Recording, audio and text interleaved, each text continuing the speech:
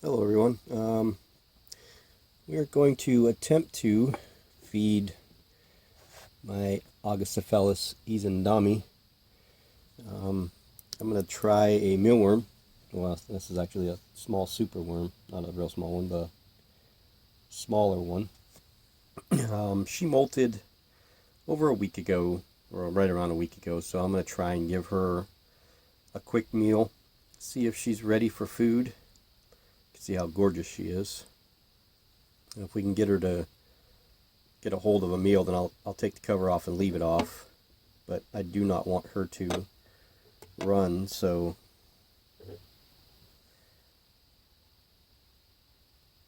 I'm kind of spooking her. I really don't want the worm to burrow, which it looks like it's going to do anyway.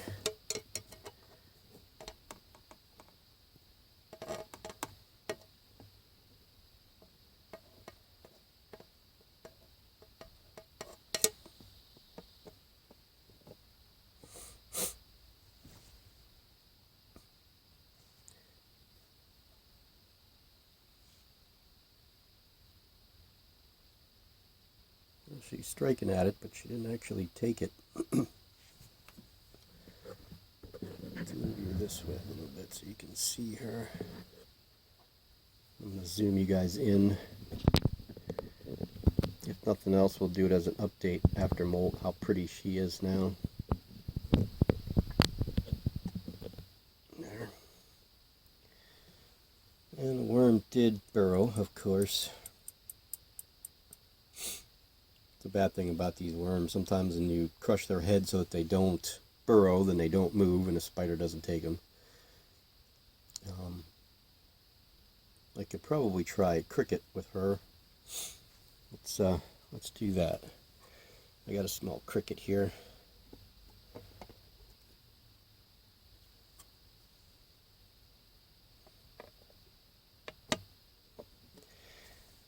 She doesn't really, as most of you know, most tarantulas don't like a lot of disturbance in their enclosures. She's definitely one of them.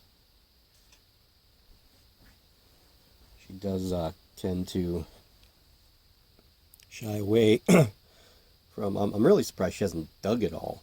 I mean, she hasn't dug a thing.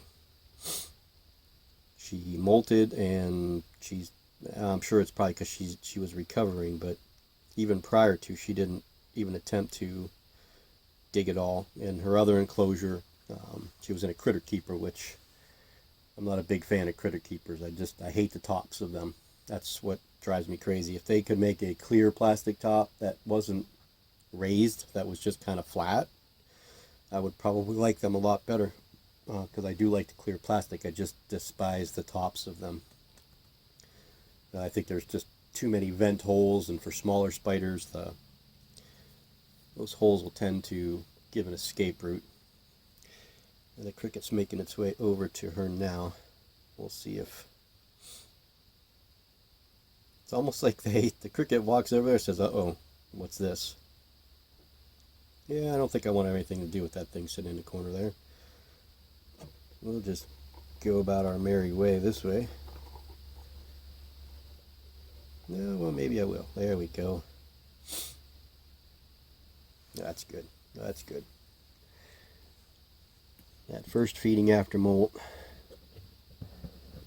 it's always an important one.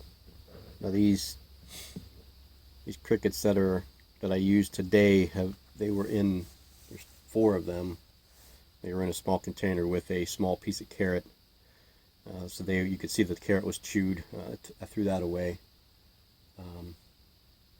I gut load them up a little bit for the tarantulas. You can see that little bug flying around there. I don't know what that is. Probably a grain gnat or some type of gnat that was with the substrate. And we'll open that up.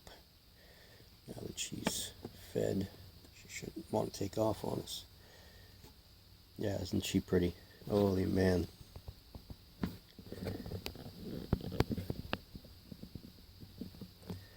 There's some colors there, huh? golds and blacks. She was pretty defensive when I first got her. She didn't really like anything at all. A lot of people say that if you're going to get a baboon to start out with, let me readjust you guys, that this is one that's recommended, the Augacephalus ezendami, because they are pretty more docile, or I don't even want to say docile, let's say less crazy than some of the other baboon species. But she was kind of iffy for me. I wasn't really quite sure. Now that she's molted, and she didn't gain much size at all, to be honest with you.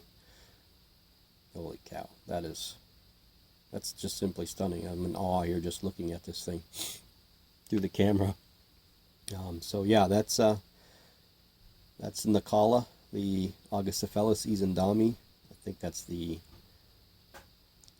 oh gosh, I think it's a Mozambique, golden Mozambique baboon. Again, I'm not really up. I know the common names, they're written down places, but I don't use them often, so I don't remember them. So, yep, thanks for watching. We're going to do, one more video with the Ceratogyrus darlingi, and then head off to work for the day. Have a good weekend, and we'll see you guys soon. Thanks for watching.